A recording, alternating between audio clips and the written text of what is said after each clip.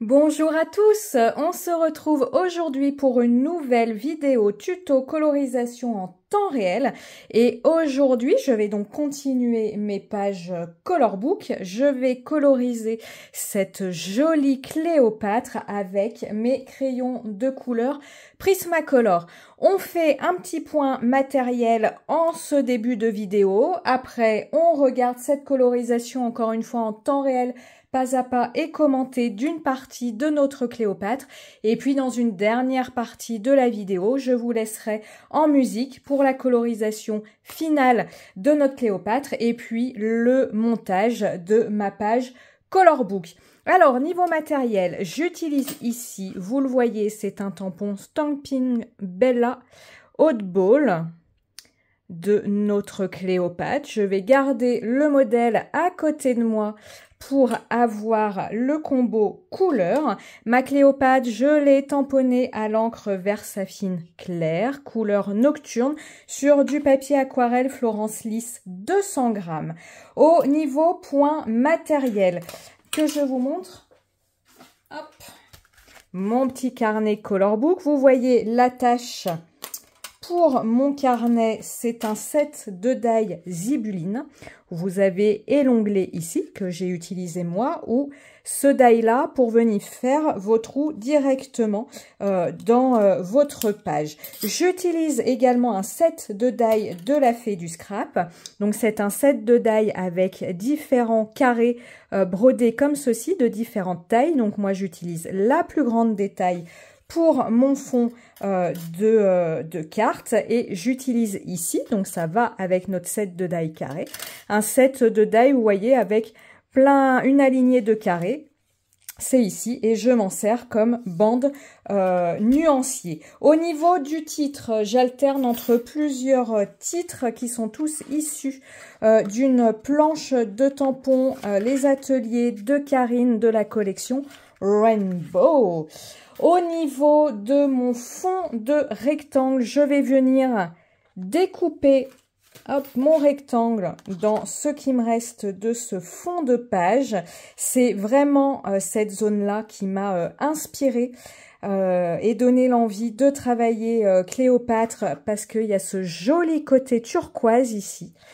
Et Cléopâtre, je l'associe dans ma tête toujours à cette couleur turquoise. Donc, quand j'ai vu qu'il me restait cette partie-là de mon fond gel presse, j'ai su que j'allais utiliser notre Cléopâtre. Donc, ici, c'est un papier fond gel presse et encre en spray. Vous pouvez trouver la réalisation de ce fond gel presse dans une ancienne vidéo. Je vous mets le lien en descriptif de la vidéo. Au niveau des crayons de couleur, donc je vous le dis, je vais vous le mettre comme ça, je vais utiliser mes Prismacolor. J'avais envie de les utiliser et pour notre Cléopâtre, on a ici des couleurs dans le combo couleur très intéressant. Ici également pour ses cheveux. Donc c'est des crayons de couleur qui vont parfaitement convenir. Allez, je fais ma sélection de crayons de couleur et nous on se retrouve tout de suite pour la mise en couleur commentée de Cléopâtre. Allez, nous y sommes. On va comme toujours commencer par la couleur peau. Alors vous allez voir, les Prismacolor, ce sont des crayons de couleur à la cire.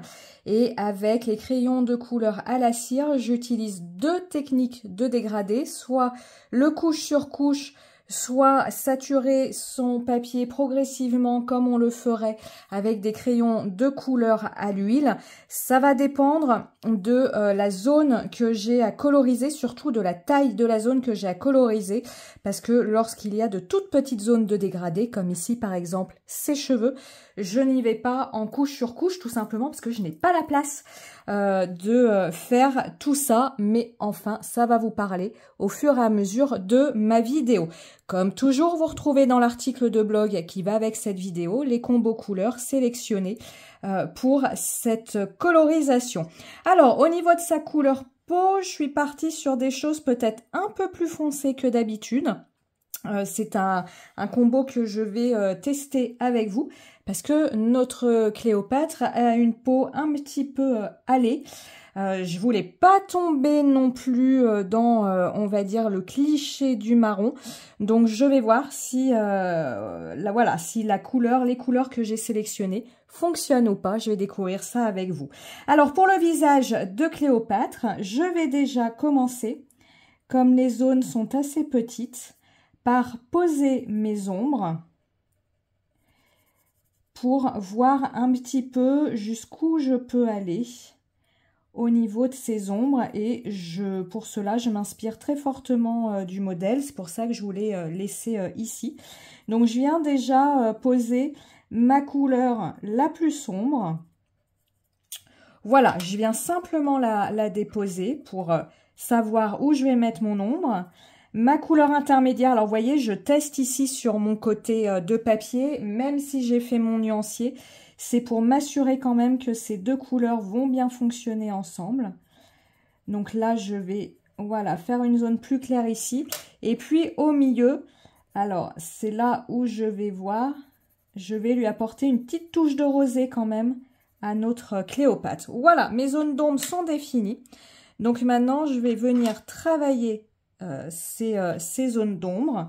Donc je vais déjà, vous voyez, en couche sur couche, intensifier ici cette première zone d'ombre. Donc je fais vraiment couche légère, j'apporte successivement des couches, hein. J'appuie pas comme ça, vous voyez, sur mon papier, parce qu'une fois qu'on a complètement saturé notre papier, on ne peut plus rien y faire. Donc voilà, je vais vraiment en couche sur couche. C'est pour ça que, encore une fois, la colorisation au crayon de couleur, c'est quelque chose de très long, mais moi je trouve ça, hein, je vous le dis souvent, extrêmement méditatif. Sauf quand on double une vidéo, ça c'est autre chose. Mais sinon, voilà, prendre du temps pour soi, prendre du temps pour voir un personnage, prendre vie avec nos couleurs, je trouve ça vraiment chouette.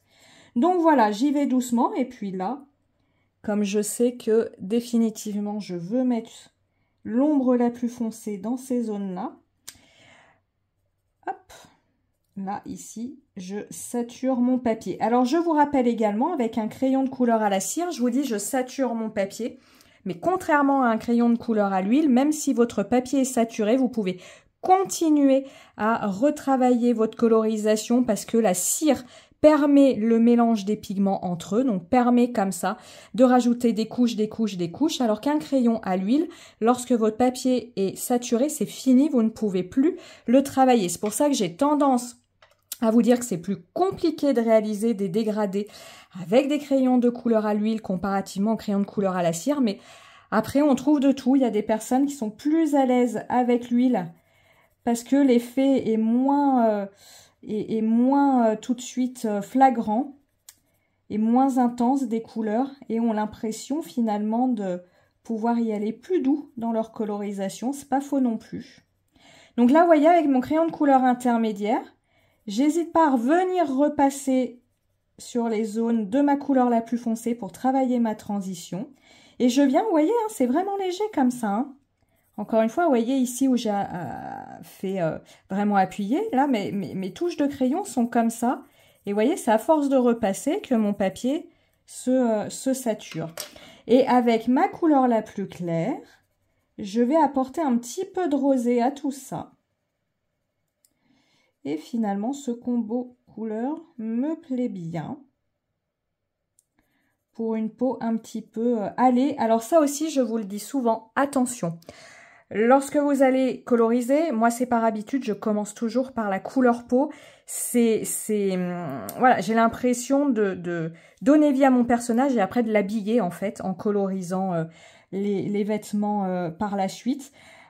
Si vous faites dans le même sens que moi, vous allez peut-être avoir la même impression que moi, c'est-à-dire vous dire « Ouh là là, la couleur peau, elle est beaucoup trop foncée, ça va pas du tout. » Et bien oui, parce qu'en fait, tout le reste autour est blanc. Mais une fois que vous mettez les couleurs autour, ça prend tout son sens. Alors, ma petite Cléopâtre, c'est peut-être un peu rose. Vous voyez, je vais vraiment y aller très léger. Ben non, hein, vous voyez, ça va le faire. Je vais lui faire un petit peu... Voilà, elle était très coquette, hein, Cléo.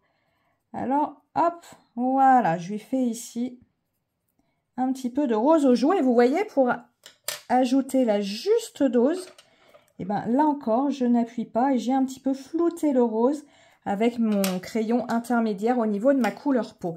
Alors, les crayons de couleur à la cire vont faire des dépôts sur votre colorisation. Ne passez surtout pas votre main comme ça. Sinon, ces dépôts, bah, vous allez faire une traînée de pigments avec votre main. Prenez un petit pinceau. Moi, j'ai un petit pinceau plat. Il faut quand même que les poils soient assez souples pour pas que ça raye votre papier. Voilà, un petit pinceau. Même un petit pinceau à maquillage, hein, ça fonctionne très très bien. Allez, on va lui faire ces petites paupières. Alors, pour ces petites paupières, vous voyez sur le modèle, elle est maquillée. Moi, je la maquillerai après, comme j'ai fait pour les joues finalement. Donc, je vais venir déjà lui faire sa couleur peau. Donc, la zone la plus foncée ici, que je dégrade. Voilà. Et puis, je vais le faire là, la zone la plus foncée. Là où peut-être je lui mettrai son maquillage, en fait. Et, hop, la couleur la plus claire. Voilà. Et je viens rajouter juste un petit peu de rosé ici. Voilà. Et son maquillage, alors, je vais vérifier avec mon nuancier. Je vais partir sur de l'aigle marine. Donc, l'aigle marine, c'est celui-ci, si je ne me trompe pas. Hop, un petit coup de taille. Moi, je ne sais pas travailler avec des crayons de couleur qui ne sont pas taillés.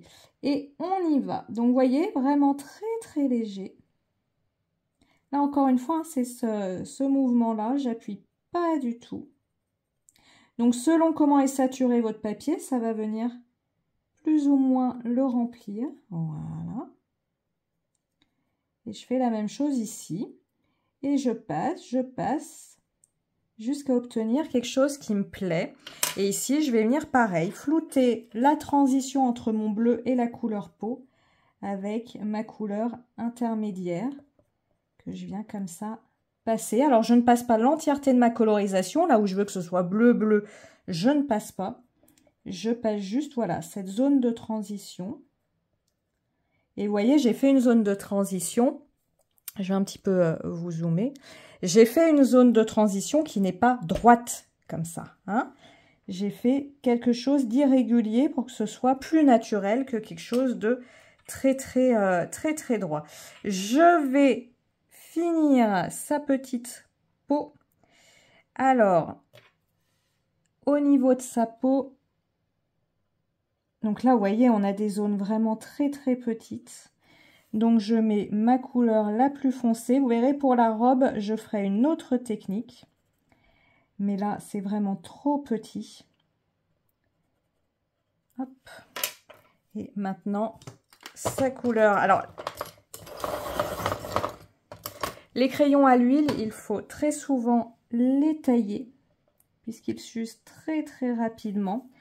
C'est pour ça, hein, comme toujours, que je vous conseille d'investir dans un taille-crayon dit économiseur, pour que ce taille-crayon taille déjà le bois du papier, puis votre mine, ce qui vous permettra de garder vos crayons plus longtemps qu'un taille-crayon lambda. Alors, c'est sûr que ces taille-crayons-là coûtent un petit peu plus cher, hein, il n'y a jamais de, comment on va dire, de miracle, de surprise, mais c'est pour moi un très bon investissement parce que certes, il coûte plus cher à l'achat que les taille-crayons classiques, mais comme ils vous permettent de faire durer vos crayons significativement bien plus longtemps que les autres taille-crayons, et ben c'est un bon investissement. Alors là, je regarde j'ai ce trait là qui m'embête. Je sais pas pourquoi il est là, celui-là. Je vais essayer de le flouter. Ce qu'il y a de bien avec les crayons de couleur à la cire, c'est que, voilà, ils se superposent les uns sur les autres. Ils viennent vraiment recouvrir les traits. Donc, si on a quelque chose de disgracieux, on peut tout de suite corriger. Alors, sa robe. Je vais commencer par l'intérieur ici. Et j'ai sélectionné pour ça des gris bleutés.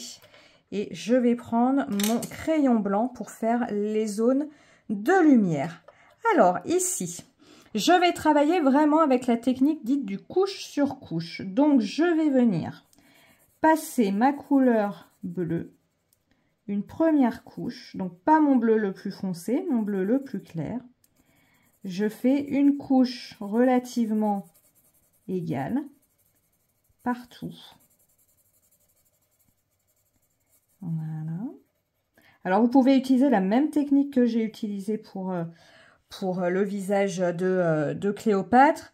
Quand j'ai des grandes zones, je préfère travailler ainsi. Maintenant, je vais poser mes zones d'ombre, pareil, en me référant au modèle, parce que les colorisations, les modèles de colorisation de ces tampons sont extrêmement bien faits, donc il n'y a pas à se fatiguer. Hop là. Donc, on a une zone d'ombre ici. Donc, vous voyez, pour l'instant, je fais juste une couche rapide. Sauf ici, je sais que je peux saturer mon papier parce que l'intérieur, comme ça, c'est forcément foncé. Ici, on va avoir une zone plus foncée. On va avoir le revers de sa robe ici qui va être plus foncé.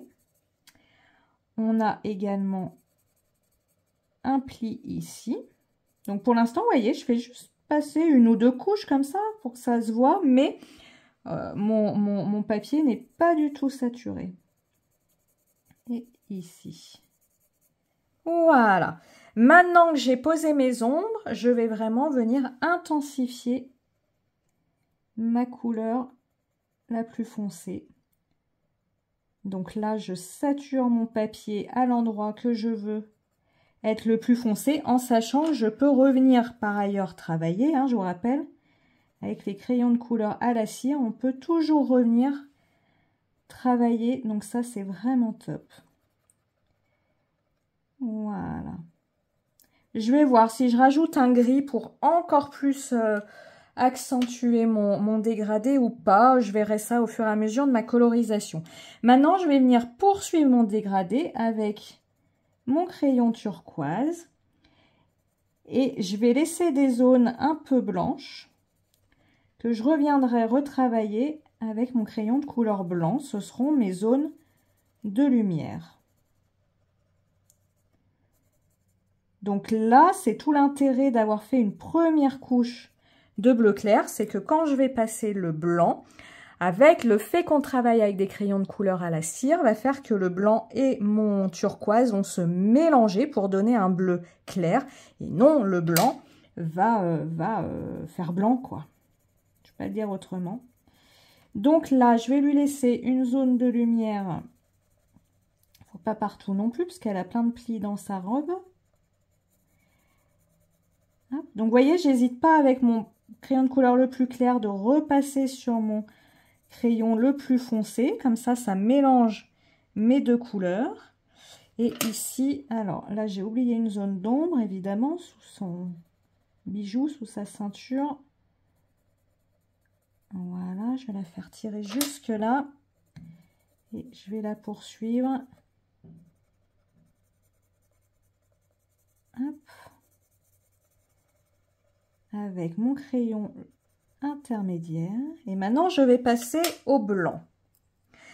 Le crayon blanc, souvent, lorsqu'on débute en colorisation ou qu'on n'a pas l'habitude, on se demande à quoi il peut bien servir, alors que c'est un crayon hyper important.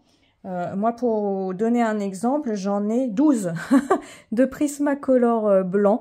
Pendant un temps, on en trouvait des boîtes sur Amazon, uniquement des blancs. On les trouve plus sur Amazon, ces boîtes, parce que le blanc me sert à apporter mes zones de lumière, quelle que soit la couleur.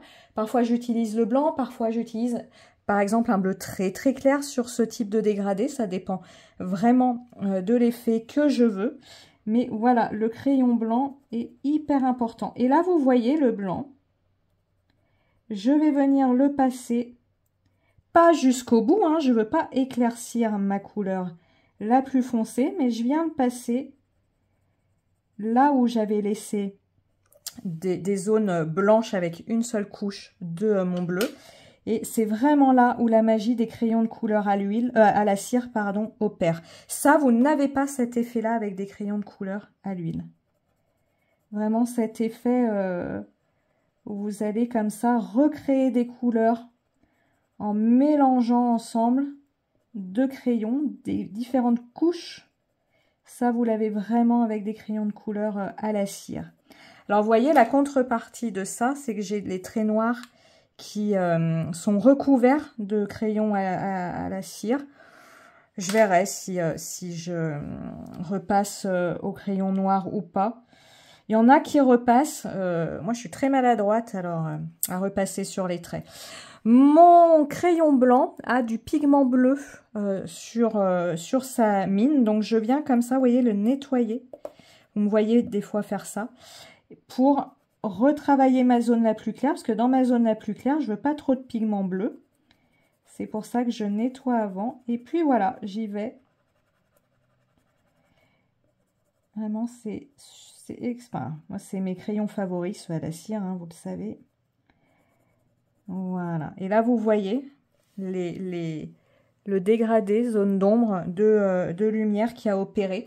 Alors, je vais quand même ajouter un tout petit peu de gris. Il faudrait que je trouve, est-ce que j'ai un gris bleuté?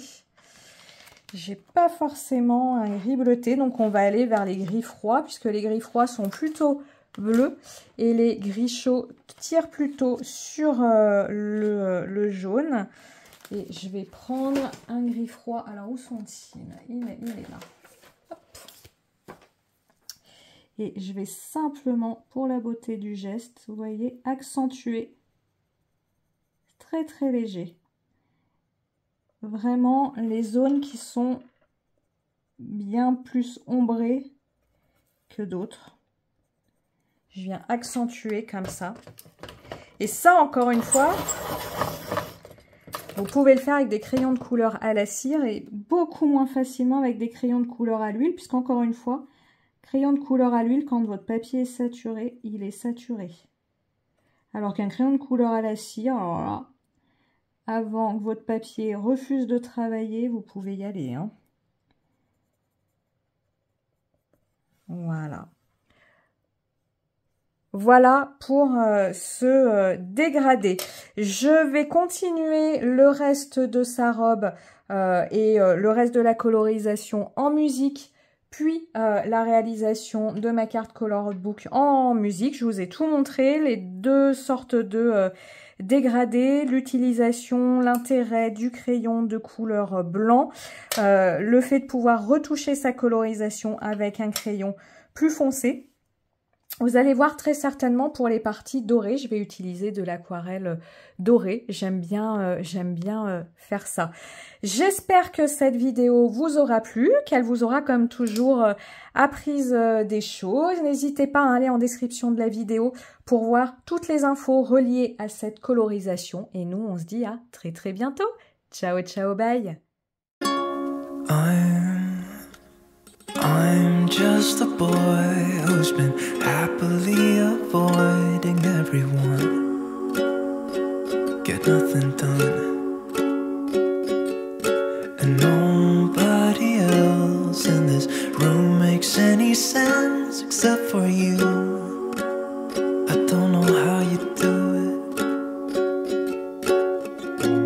I don't mind if we just stay here. Beside me for a while, 'cause I have never met somebody who can take all of my pain away now. You're just a girl who's been hiding from the world inside your bedroom, 'cause you've been hurt too. But we'll be alright if you put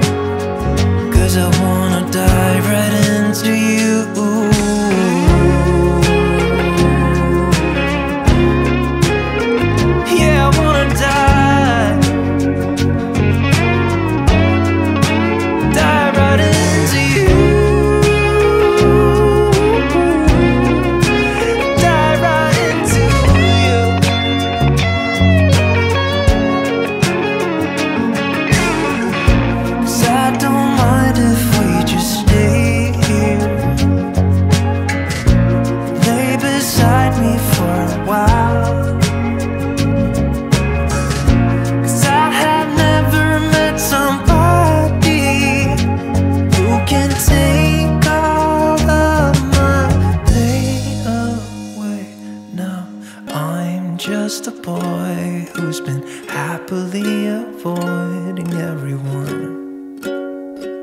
It's what I like. And you're just a girl who's been hiding from the world inside your bedroom. But now I've got you, and you've got me too.